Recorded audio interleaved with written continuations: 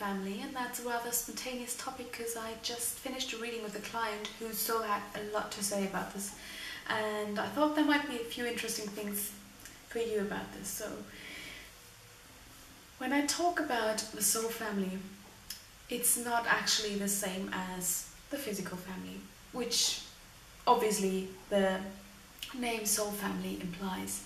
So the soul family is basically consisting of souls, of members of that soul family that you have a very strong and very natural and positive connection with, people you have met through many incarnations who have been there, and where there's really an energetic bond that connects you through time with this person or with these souls. And it's very likely that you've already encountered these people, that you already know these people in your life, or that you're about to meet them. Members of the soul family can either be people that you just met and you feel there's an instant connection, you feel there's a very natural flow of energy and conversation, and you just feel connected as if you've known each other for ages. So this is like one of the main indicators to identify members of your own soul family. And also, members of the soul family can also be people that are in your physical family, that are actually relatives. So it can be your mother, your dad, your sister, brother, uncles, whoever, cousins. But often it's the case that it's really people who are not really connected to you in terms of the family, but that are coming from outside, but that are nonetheless very important for you and a part of your close soul family. And if you want to identify these people, and if you're curious whether you've met them, just really try and feel the impulse from inside and see how the flow is, how the flow of energy, how you feel when you're around these people which you suspect could be members of your soul family.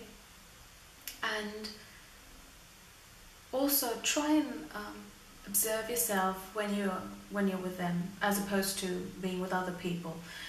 And normally it's the case when you're with people from your own soul family, you really feel totally natural, you feel it can be really authentic. You don't have to wear a mask, you don't have to pretend anything, you don't have to pretend to be someone you're not, just to meet someone's expectations, or you feel like you can't really relax and be yourself and talk the way you do, or talk about certain topics, or you're feeling a bit uncomfortable. And if you're really authentic, you really feel a natural vibe around these people and being with them, then it's very likely that you are talking to members of your soul family. So it's basically a bond that is so strong that you can't really imagine being without them. Doesn't mean you have to be together 24/7, but it means that you couldn't imagine a life without them, without their friendship, without them being around. Or it could also be your spouse or your partner. So members of the soul family can be a partner, can be friends, and can actually be members of the physical family. So it really depends. And it's very worth investing time and effort into spending more time with these people, because in the end it's a quite clever plan from the soul to let us meet these people again, as we've already met them in past lifetimes, because being with them is basically enhancing our own development, our own spiritual, emotional, mental development by being together. So we're basically raising the energy, and that is something that which you will benefit from, and the person is also benefiting from. So it's much better for you if you spend more time with these people, even if it's just a small group of people, if it's just 2 or 3 really, really close friends which you feel you have this connection to, and with people you can imagine to be there for the rest of your life, then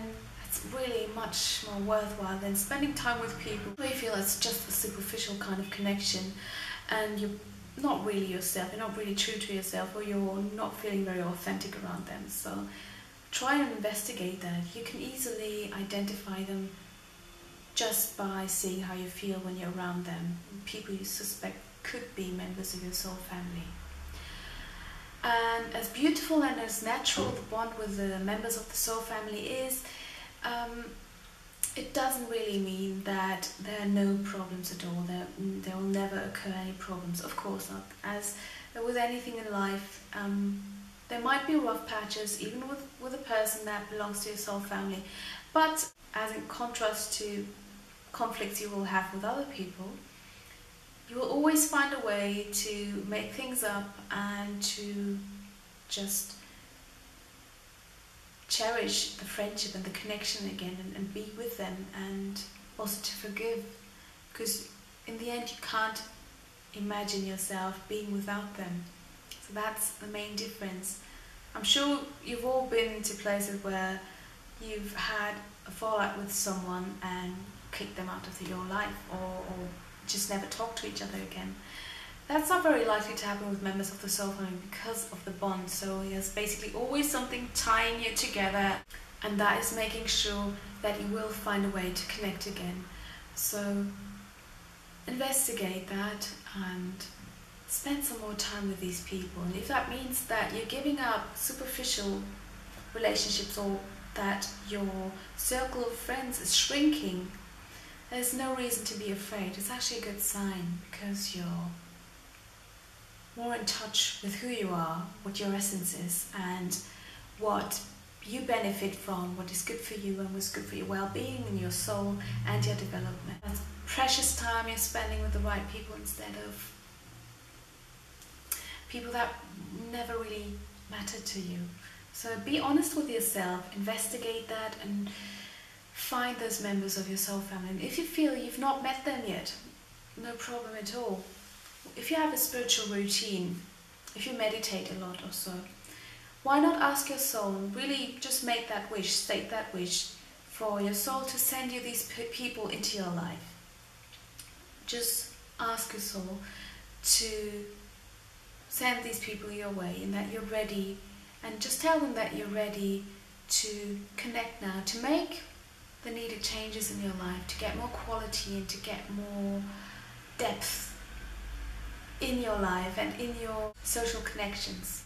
Your soul will always hear your call and will open the gates when the time is right. So it's probably worth opening up beforehand and letting these people in.